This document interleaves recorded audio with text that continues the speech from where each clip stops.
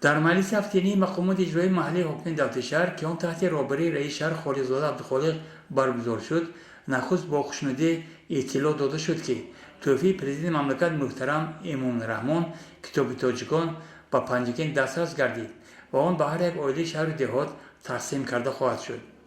سپس مسئله تامین اهالی با آب نوشاکی، تازگی آبادانی، سبزخورمگردانی، مبارزه با کووید 19،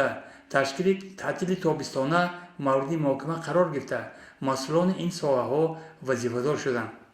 خالق‌زاده عبدالخالق در مورد جلب یتیمان کل به فراغتگاه 40 ارچه گفت که رهبری مقامات اجرایی محلی حکومت دولت شهر وابسته به امکانات برای خریدهای راحت به این طبقه جامعه البته کمک خواهد رسانید. بعدا رئیس شهر خالق‌زاده عبدالخالق به رهبریت اداره شبکه برق برای نصب ترانسفورماتور در ده چنار که قبلا هم وظیفه گذاری شده بود سپارش داد. در مجلس هفتگی چند پیشنهاد پروکاتور ولایت سوغ از جمله حفظ حقوق کودک، مدنیت زمینداری، پیشگیری حادثه‌های خودکشی، زورآوری در عائله،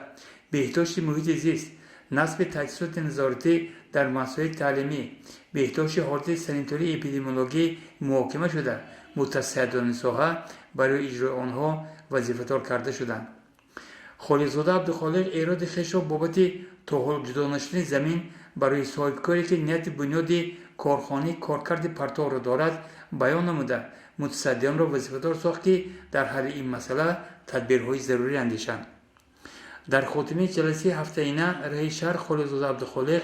مسئله‌های غنی ساختن بودجه شهر، آمادگی به سالگرد نوبتی روز وحدت ملی، پیشگیری قانونشکنی‌ها در سمت جدا نمودن زمین، بستن شرطنامه عاید به دوختن سر لباس مکتبی، بلند برداشتن مسئولیت خدمتچیان دولتی صرف نظر از آنکه در کدام وظیفه فعالیت دارد و مهمتر از همه با قلب صاف، مسئولیت بلند، وجدان تازه به مردم خدمت رساندن را مهمترین وظیفه دانست برای هر یک راهبر و هر یک خدمتچی دولتی.